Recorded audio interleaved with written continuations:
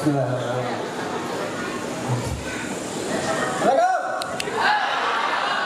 teman-teman sehat semuanya, mantap. Halo Mas, sehat. Halo Mas,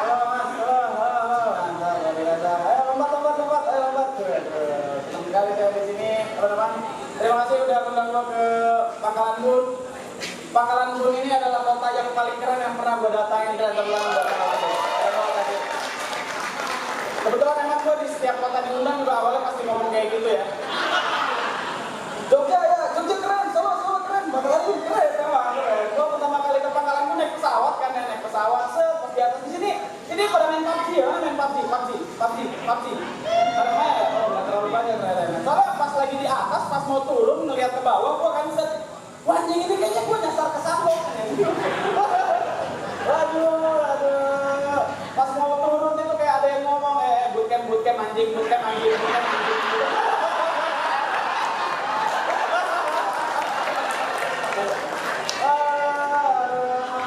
Akhirnya turun gitu kan, pas turun tuh udah ngeliatin mana nih. Aduh, keren. Sampai ke sini terus gue ngeliat ternyata di sini banyak hijabers ya.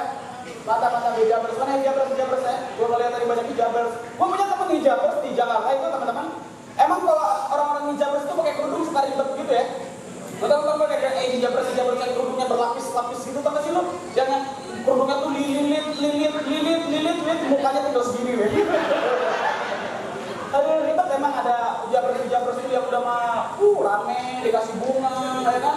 Kasih bunga, tancapin batang singkong, buat kelapa, gitu kan. Ada kata-kata yang hijabers. Dan pertama kali datang ke sini, ada motor. Pertama kali gue datang ke sini apa ya? Gue nanya-nanya kan ke teman-teman panitia dan belajar bahasa Pangkalan Bun.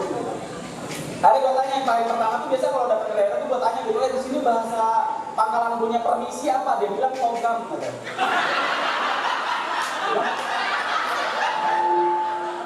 Maksud gue ya kan gue udah biasa lah ya kan, anak baru datang ke sebuah daerah dibohongin nih, bego-bego ini udah biasa gitu. Karena akhirnya gue gak terlalu percaya. Untungnya gue gak percaya, coba lu bayangin kalau misalnya gue percaya kalau permisi itu bahasa Pangkalan Bunnya togam. Lu bayangin sholat zuhur gue ke masjid gitu ada bapak-bapak togam. Jadi panitia ini balang.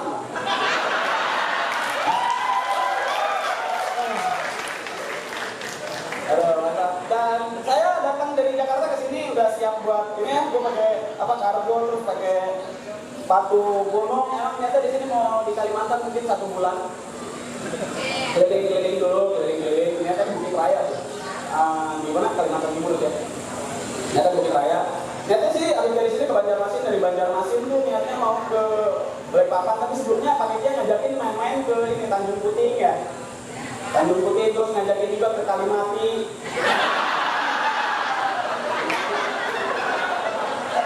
Katanya wisata religi katanya. Katanya lu kalau ke Kalimati nanti istighfar terus. Cuma saya udah tutup. Akhirnya nanti malam diajakin ke Taman Kota Simpang Kodok. Astagfirullah. Berapa berat? Boleh dong. Ya saya sini naik pesawat begini. Di sini ada yang tahu kasus ini ya, kasus Lion dulu tuh ada kasus Lion ya. Kasus Lion yang jatuh itu. Jalur ini, bulan apa ya? Beberapa bulan lalu. Itu tepat 3 hari sebelum pesawat Lion, tepat 3 hari setelah pesawat Lion jatuh itu gua ada kerjaan di Malang. Dan pada saat itu belum beli tiket. Akhirnya gue takut untuk naik pesawat karena takut terulang lagi gitu kan. Ya wajar lah manusiawi gitu. Akhirnya gue coba untuk cari moda transportasi lain. Gue coba untuk cari tiket kereta api di Traveloka. Gue cari Traveloka dan ternyata itu weekday hari biasa. Kereta pada saat itu penuh semuanya, jarang-jarang biasa pasti ada kosong. Itu penuh semuanya. Artinya apa? Yang takut bukan cuma gue kan. Ternyata semua takut gitu, banyak banget yang takut. Akhirnya karena nggak ada, akhirnya gue paksain naik pesawat. Gue naik Sriwijaya gitu. Gue naik Sriwijaya ke Malang dari Jakarta. Pas sampai bandara itu gue takut kan, takut aja ya Allah, udah. Tiba-tiba ini benar ibu gue tiba-tiba mau WhatsApp gue, di WhatsApp ini, Dek, Umi tuh pengen seenggaknya kamu rajin ibadah supaya seenggaknya kamu husnul khotimah. Woi apa ini? Woi,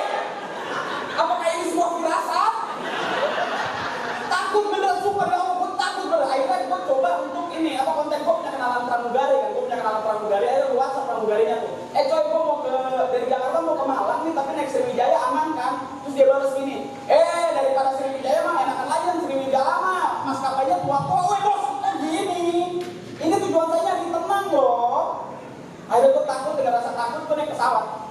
Habis check in terus gue pesawat. Itu pas lagi take off, coy beneran coy. Lagi take off nih, set. Gue takut kita, itu semua dosa tiba-tiba datang balik ingat lagi kita. Bener aja kan, astagfirullahaladzim ya Allah. Tadi pagi gak sholat subuh ya Allah. Karena emang gak mau sholat subuh juga kan. Astagfirullah kemarin habis mengharumkan hati-hati. Ya Allah tadi pagi habis nyewa lacur Libanon. Akhirnya terbang kan, pas terbang gak ada apa-apa alhamdulillah. Pas di atas turbulensi ketakutan, dari turun akhirnya. Dan yang paling berbahaya dari pesawat itu kan ketika landing, itu critical 11 itu kan paling landing. Pas landing itu dosa tiba-tiba ingat lagi, astagfirullah, akhirnya terbang berdarah, selamat gue. Alhamdulillah selamat. Ya kalau tidak selamat saya tidak di sini dong. Selamat. Dari situ langsung gue mikir, astagfirullah, wah ternyata firasat orang tua belum tentu benar. Dan apa ya? Selain naik pesawat, kalau misalnya lagi jalan-jalan gitu, gue suka jalan-jalan ya. Lagi jalan-jalan biar enak itu biasanya kita naik motor, kita nyewa motor. Dan paling gak enak itu mau di daerah manapun nih teman-teman ya. Awalnya gue pikir itu cuma di Jakarta, di daerah Jawa Barat. Ternyata mau di Sumatera, mau di Timur, mau di Sulawesi, mau di Kalimantan, ternyata sama. Naik motor itu paling gak enak kalau kita naik motor, di depan kita ada ibu-ibu naik motor. Itu paling gak enak kan ibu-ibu naik motor ini kayak dia yang punya jalan. Pelan-pelan gitu, pelan-pelan asal santai, alon-alon asal pelan-pelan, tapi di tengah-tengah gitu, nggak ke kanan, nggak ke kiri, tengah-tengah, jalan gede nih, ibu-ibu di tengah-tengah naik motor pelan, berkayak dia yang punya jalan. Terus ibu-ibu kan gitu, sen kanan belok ke kiri, sen kiri belok ke kanan, cuma Allah sama dia yang tahu kapan dia belok. Dan ibu-ibu, ya Allah coy, ibu-ibu kan gitu kan, ibu-ibu nih ya, ibu-ibu nih naik motor, kita nabrak, jelas dia marah. Dia yang nabrak, dia juga yang marah. Gue pernah waktu itu di Jakarta di depan kampus, gue lagi naik motor santai, tiba-tiba di belakang ada yang nabrak, cukup. Pas gue lihat ternyata ibu-ibu kan, gue nengok ke belakang, belum selesai mau ngomong, mau negur si ibu langsung teriak, tapi kan saya nggak sengaja, woi,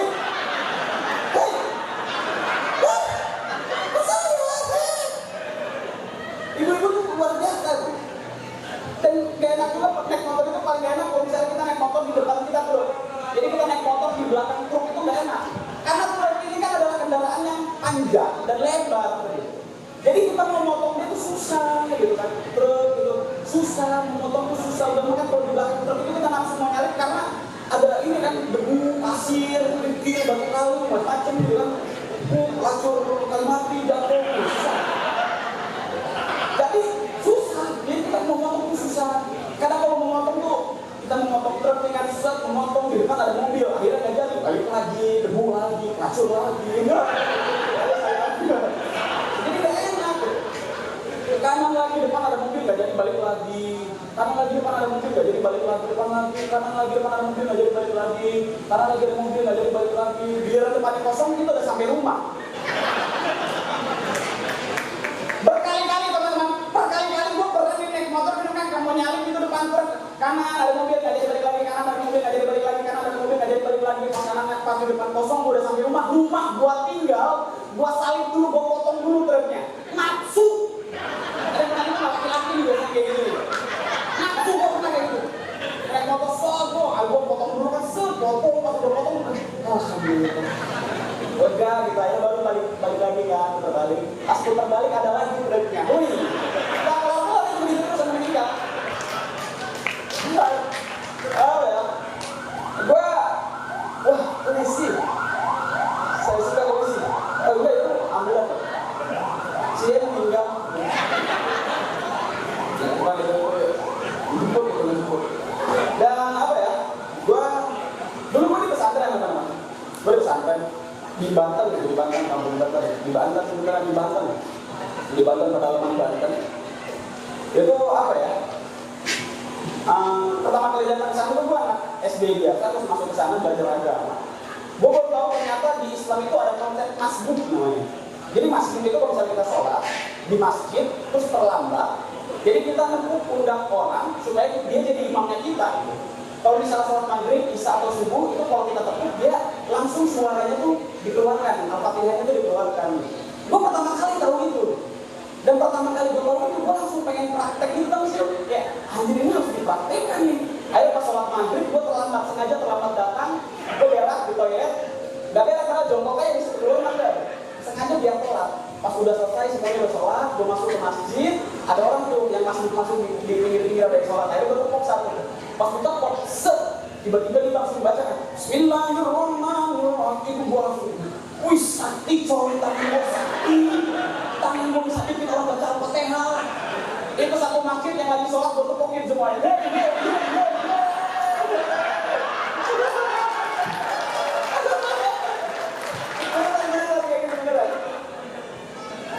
Dan gue juga pernah, ini beneran. Ada temen gue lagi sholat sendiri, lagi maghrib itu, akhirnya gue sekitar 5 orang, gue tepuk pundaknya. Set, udah ditepuk dibaca Al-Fatihah, Bismillahirrahmanirrahim. Kita nggak ikutan tapi kita langsung jalan ke depannya. Cie ibu, itu seru ya praktek sholat. Dan apa ya? Dan gue juga baru tahu ternyata kalau misalnya kita sholat, itu kalau misalnya kita kentut, kita bakal wudhunya dan harus keluar dari barisan. Dan barisan kosong itu harus diisi sama orang yang di belakang dengan cara 2 langkah. 1, 2, mengisi kekosongan barisan. Nah, gue pernah, ya biasa kan anak-anak SMP baru tahu ternyata konsep itu ada, akhirnya semangat gitu. Jadi pas lagi sholat, yang depan kentut nih kan, kentut. Akhirnya gue coba untuk isi. Baru 1 langkah, gue keduluan sama orang, ternyata orangnya udah cepat duluan, udah langsung isi. Berarti harus balik dong saya. Pas balik, barisan gue udah diisi orang. Hei, saya harus kemana? Saya harus kemana ini? Ya sudah, saya terpaksa kentut dong.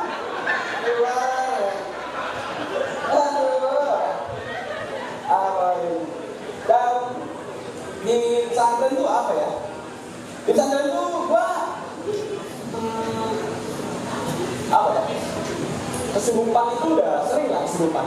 Sini ada yang pernah kesurupan nggak? Ada yang pernah kesurupan? Biasanya kan orang kalau kesurupan dibaca Yasin panas kan? Ini benar kan? Pernah ada kesurupan. Di pesantren gue tuh kesurupan itu kayak agenda tahunan gitu. Jadi setiap tahun di pesantren gue tuh ada UAS, UTS, sama kesurupan. Jadi kesurupan tuh selalu ada. Dan uniknya tahun 2007 gue kelas berapa? Kelas 2 SMA. Itu ada yang kesurupan, senior gue kesurupan kelas 3. Pas lagi kesurupan dengan ngamuk-ngamuk, wah, kopi, kelihatan grep. Tapi tentang teriak-teriak kopi itu akhirnya kita bacain Yasin kan. Kita bacain Yasin gitu kan. Biasanya orang kalau dibacain Yasin kan kemanasan gitu kan. Panas, raga ini pusing. Gitu kan biasa kemanasan lah gitu kan. Ini bener kan pas lagi kesurupan kita bacain Yasin. Bismillahirrahmanirrahim. Yasin wal Qur'anil Hakim. Itu gak kemanasan, dia malah dijawab sama dia. Alaihi siratal mustaqim, lebih hafal dia. Beneran lebih hafal dia. Akhirnya kita bingung dong. Ya aduh gimana ini dibaca Yasin kok tidak panas dia ya. Gimana dong? Akhirnya kita bingung, akhirnya kita bacain Al-Waqiah. Bismillahirrahmanirrahim.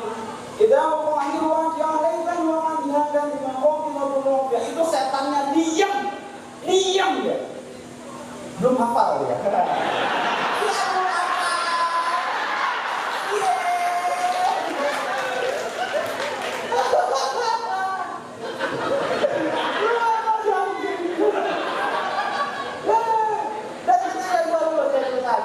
Banyak yang mulai ini, kok lulusan pesantren jadi stand up komedi sih gitu, lulusan pesantren kok nggak jadi ustadz gitu. Maksud gua, yang pertama pesantren itu bukan lembaga mencetak ustadz ya. Yang kedua, dakwah itu disebarkan bukan hanya dari masjid, tapi kemana-mana gitu. Kalau misalnya semua orang dakwah di masjid, di atas mimbar, siapa yang mau dakwah ke diskotik gitu? Gak mungkin mereka datang ke masjid dong, ya dong. Kita yang harus datang ke mereka gitu. Join sama mereka, lanjut. Nah, kalau nggak maksud gue ya harus ngajak gitu. Dan banyak yang bilang, gue kalau pesantren nggak pakai peci koko sarung sih. Ya maksud gue kan, pakaian itu kan yang penting untuk aurat ya. Sama Islam itu kan nggak menilai seseorang dari bagaimana cara seorang berpakaian, tapi dari bagaimana cara seorang bersikap gitu. Maksud gue, ya percuma lu pakai peci koko sarung, tapi giliran pas lagi naik motor nggak pakai helm, malah pakai peci, terobos lampu merah, dibilang sama polisi marah-marah. Ini tanah Allah. Ini tanah Allah. Itu polisi digituin bingung. Ya Allah, bener sih ini tanah Allah, gimana ya? Masuk neraka apa saya ya? Ya sih kok tanah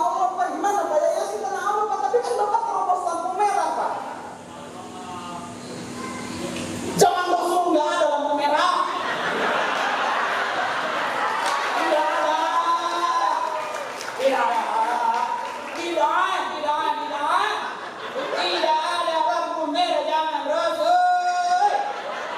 Itu polisi dikit makin bingung. Ya aduh bener, ya gimana? Ya aduh, bener masuk neraka ini coy, masuk neraka kita coy. Gimana ya? Ya sih Pak, zaman Rasul gak ada lampu merah Pak, tapi zaman Rasul juga gak ada motor 2 tak Pak. Bapak mau terus lampu merah Pak, jangan naik motor, naik onta. Onta gak ada yang 2 tak.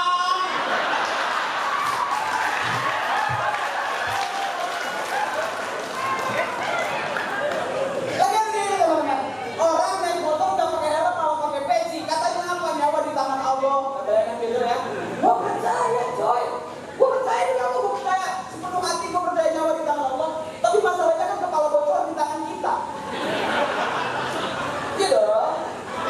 Emang lu naik motor gak pakai helm, gak pakai peci? Emangnya kalau misalnya lu jatuh nih dari motor nih, aset jatuh ya, peci lu sobek, kepala lu juga.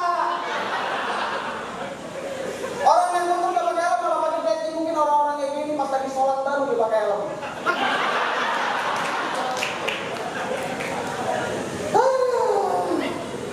Dan apa ya? Wah, kalian lo ya.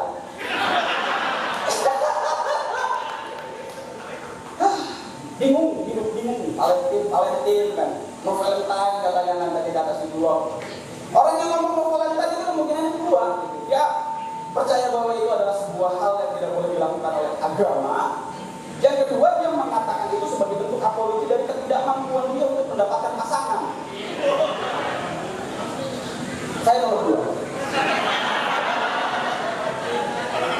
Halo Mbak. Halo.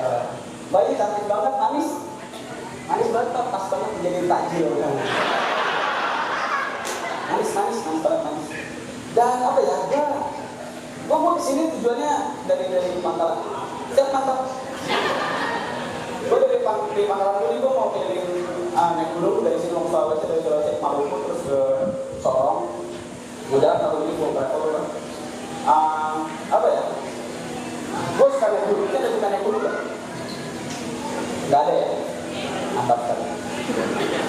Di gunung ini biasanya kalau di Pulau Jawa itu banyak orang-orang yang naik gunung itu vandalisme gitu. Jadi mereka nyoret-nyoret, tinggalin sampah. Yang paling parah tuh metik bunga edelweiss. Bunga edelweiss itu adalah bunga abadi yang tidak akan pernah busuk, hanya tumbuh di atas ketinggian 2000 meter di atas permukaan laut. Dan itu hukumnya haram untuk dikepik.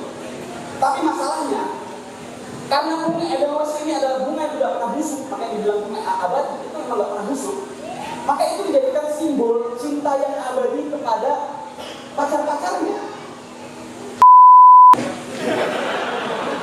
Jadi orang naik gunung itu buat metik edelweiss banyak gitu. Dan karena takut kalau ketahuan metik edelweiss kalau di Jawa itu lu bisa masuk polsek. Jadi banyak yang ngakalin mendaki ini dia metik dan bunganya ditaruh di dalam sempak. Benar, ditaruh dalam sempak, ditaruh di samping set gitu kan, ditaruh di samping, ditaruh samping ini.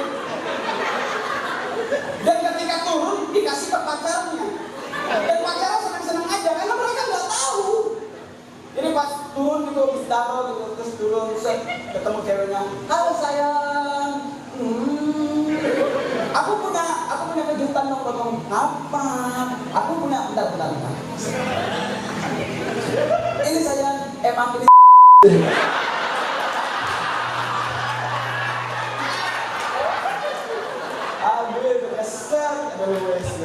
saya ini edelweiss sebagai bentuk cintaku yang abadi. So sweet. Terus dicium sama dia kan.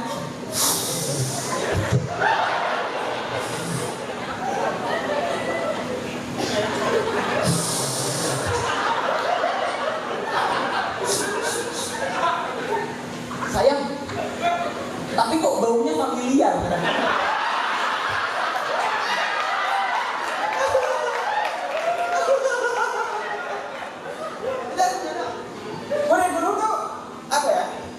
Banyak pertanyaan yang paling banyak tuh ini beneran ya. Ini berdasarkan survei gua. Ada 3 berdasarkan pertanyaan, ada pertanyaan yang datang ke gua soal perihal gunung. 3 mayoritas. Yang pertama adalah Win, Di gunung pernah lihat setan apa? Puluhan kali gue naik gunung, gue gak pernah ngeliat ada kuntilanak hiking. Gue gak pernah tuh ada pocong pakai keril naik gunung gitu, susah. Pocong kasihan naik gunung harus lompat, pegel. Tapi pocong itu kasihan ya kalau misalnya kita, lu kalau misalnya ketemu pocong jangan lari kan? Ada pocong itu jangan lari, terus lengkap. Ini pocong lagi lompat, terus lengkap, ini jatuh gak bisa bangun, ini muter gitu. Yang kedua pertanyaannya, lu yang buat gunung bisa naik gunung apa enggak? Gue bilang, naik gunung itu bukan masalah gunung apa enggak, itu masalah motivasi, itu masalah mindset dulu gitu. Jadi yang pertama, fisik penting, memang tadi yang lebih utama dari fisik adalah mental dulu gitu, motivasi dulu. Jadi sebetulnya yang paling kuat naik gunung itu bukan atlet, tapi yang paling teguh gitu. Oh, motivator gitu, bayangin naik gunung gitu. Perjalanan yang super sekali perjalanannya. Dan yang ketiga, yang paling sering, itu pertanyaannya, Win, di gunung boleh nyentol gak? Ini gue gak bicara jorok ya, ini gue bicara realita bahwa itu pertanyaan yang selalu ada. Nyentol kan ya, tadi bahasa lu yang ngajarin gue. Pulang tadi yang ngajarin gue nyentol lah katanya. Banyak, ini gue bukan ngomong jorok, ini realita yang ada. Pertanyaannya itu, Win, di gunung boleh nyentol gak? Gue bilang begini, kalau misalnya lu nanya boleh nyentol apa enggak, gue akan tanya balik, di kosan lu nyentol gak? Kalau misalnya pertanyaan dia, iya. Kalau misalnya jawaban dia, enggak pernah. Ya di gunung juga nggak boleh. Kalau misalnya Win boleh nyentol gak? Di kosan nyentol? Nyentol. Di gunung ya silakan, itu tidak melanggar kode etik alam. Gitu. Asal pas nyentol jangan sampai buang sampah sembarangan. Nah, maksud gue silakan kalau misalnya ada yang bilang ini Win, tapi kan itu perilaku setan gitu kan. Nanti di gunung diganggu setan. Nah, gimana? Nyentol itu kan perilaku setan gitu kan. Di gunung ada setan. Ya harusnya semakin diterima dong.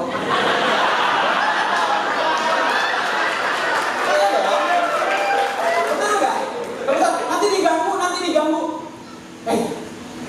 Mereka tuh bukan mengganggu. Mereka ngasih kode, ada orang. Gak apa-apa silakan, kalau misalnya emang menurut lo nyentol itu tidak apa-apa di darat, gitu. Bukan di darat, maksud gue di kosan tidak apa-apa nyentol, di gunung silakan. Tapi jangan aja menteng.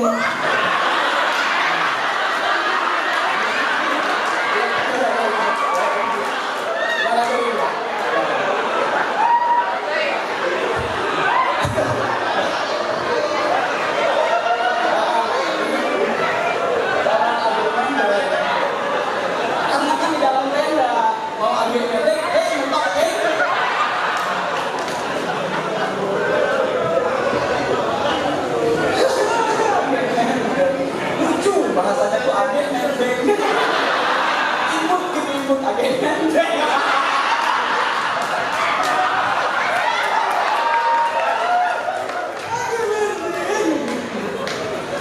Jangan, kalau agen nendeng kan berarti harus di luar, jangan di luar. Kasihan pendaki lain jadi pengen. Nah, bicara masalah setan yang itu, gue puluhan kali naik gunung, nggak pernah gue melihat setan. Sampai akhirnya gue ke Gunung Lawu di daerah Solo. Itu beda banget. Gue naik malam. Gue biasa mendaki malam dan hanya berdua, naik gunung berdua malam-malam, tengah malam itu biasa. Itu biasa banget. Cuman Gunung Lawu ini beda. Biasanya kalau gunung-gunung lain kita naik malam itu pasti ada suara jangkrik. Gitu-gitu, terus ada suara burung, suara ayam. Ini Gunung Lawu sunyi total.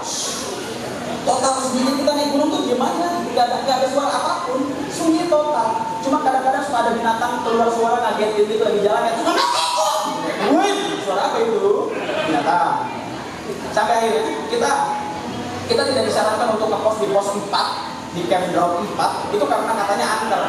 Tapi karena kita udah keburu malam, kita menuju pos 4 itu udah jam 5 sampai kita ketemu malam jam 8. Pas lagi jalan, itu jalan setapak, jadi teman gue di belakang, gue lagi jalan, sepanjang jalan menuju pos 4 itu sekitar ketinggian 2200 mdpl, itu lagi jalan, di sebelah kiri gue itu kayak ada suara gini. Demi Allah coba gue dengerin itu. Jadi gue jalan gitu kan, Setiap 2 langkah itu gue ingat banget, 2 langkah itu jalan lagi. Diam. Gue tanya ke teman gue, coy lu nggak denger nggak? Keluarin pisau nih, karena gue takut itu macan. Agak bos. Dia yakin itu bukan binatang kan? Terus jalan lagi, setiap 2 langkah. Jalan lagi. Sampai akhirnya kan. Belum 2 langkah. Terus saya tanya kayak,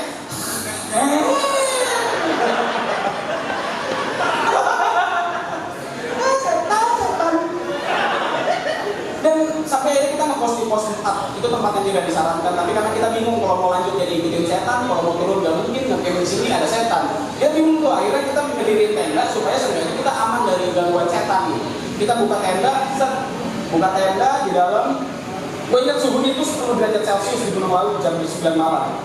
10 derajat Celcius di luar, di dalam tenda itu suhunya 16 derajat Celcius. Cuman yang aneh teman-teman, itu pas di dalam tenda itu 16 derajat Celcius. Gue nggak pakai jaket, gue cuma pakai kaos sama celana pendek. Normalnya gue pakai jaket dan celana panjang, karena gue tau fisik gue 16 derajat Celcius itu dingin. Gue selalu bawa termometer, itu dingin gitu. Cuman di dalam tenda tuh terasa anget gitu. Terus gue bilang ke temen gue bercanda gitu, gini nih tenda mahal, di luar dingin, di dalam anget. Apa jangan-jangan kita di dalam dingin ini karena gue pengen bercanda ngaco, gak enak gue bilang gitu. Maksudnya karena ditemenin setan. Itu persis teman-teman setelah kata karena gue pengen bercanda ngaco tapi gak enak. Itu persis setelah itu tiba-tiba itu senyap semuanya, kayak suhu itu langsung turun ke 16 Celcius dingin itu.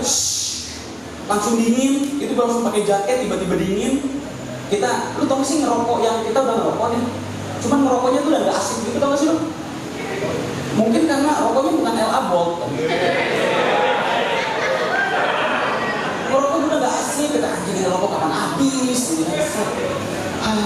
Tiba-tiba di sebelah kanan tenda itu ada suara gini. Itu kita lagi ngerokok tuh makin, ya Allah, ini kapan habis rokoknya, mana rokok gua Samsu lagi basah.